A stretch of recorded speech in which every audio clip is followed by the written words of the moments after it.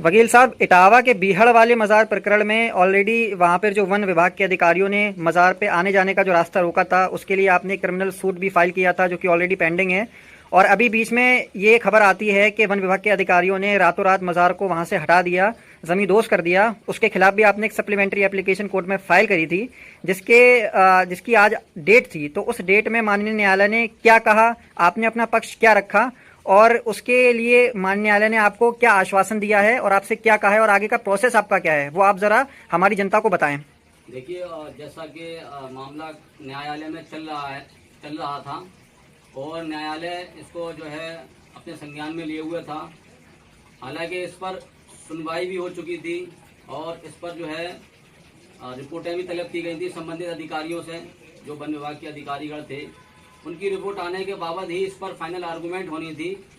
तभी जो है इन वन विभाग के अधिकारियों द्वारा वो जो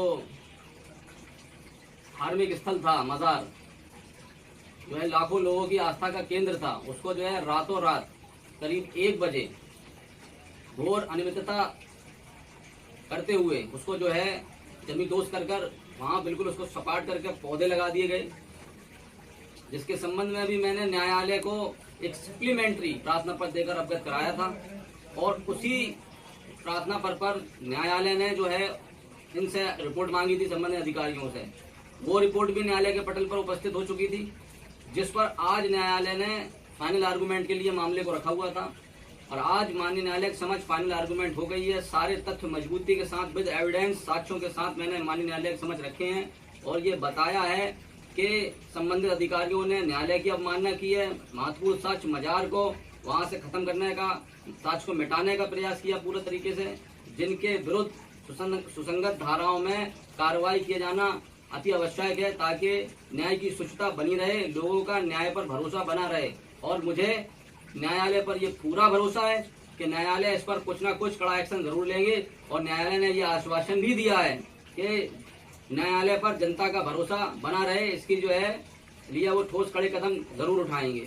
तो वकील साहब, आपको क्या लगता है, वन विभाग के अधिकारियों ने जो रातों रात मज़ार को जमींदोज कर दिया, इसके पीछे आखिर क्या षड्यंत्र हो सकता है कि जिसकी न्यायालय का भी अवमानना उन्होंने करी है और रातों रात पुलिस प्रशासन भी इसमें उनका सहयोग रहा उनको, और जिसकी वजह से मज़ार जमींदोज हो गई? तो क्या षड्यंत्र हो सकता है इसके पीछे, आप कुछ बता सकते हैं इसके बारे में? जिस तरीके की प्रक्रियाएं चल रही हैं, ये हमारे, आपके और समस्त जनता के समक्ष है।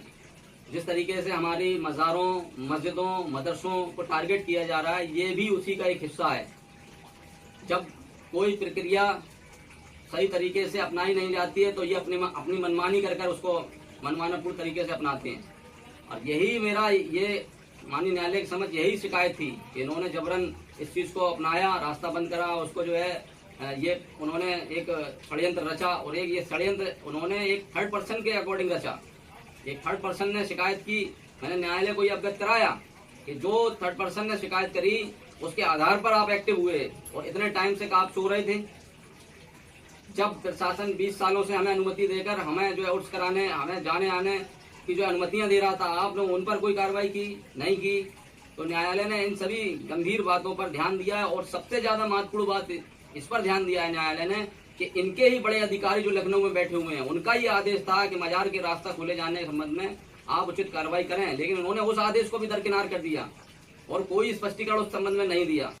इसको बहुत महत्वपूर्णता से न्यायालय ने जो है इस चीज को समझा है। तो वकील साहब, आपका कहना है कि इसको गिराने के पीछे एक बहुत बड़ी और गहरी साजिश बहुत बड़ा शामिल है।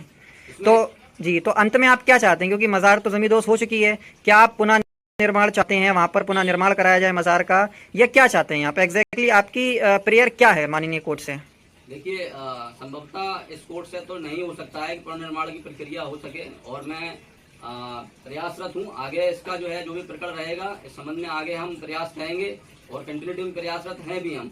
लेकिन अभी यहाँ जो जिला न्यायालय की बात करें हम, तो यहाँ सिर्फ मेरा उद्देश्य ये है कि इन अधिकारियों के विरुद्ध कड़ी से कड़ी कार्रवाई हो और इनके ऊपर जो भी धाराएं बन रही हैं भारतीय न्याय संहिता के अंतर्गत, उसके तहत इन पर मामला दर्ज हो और इन पर कार्रवाई चलाई जाए, प्रोसीडिंग चलाई जाए।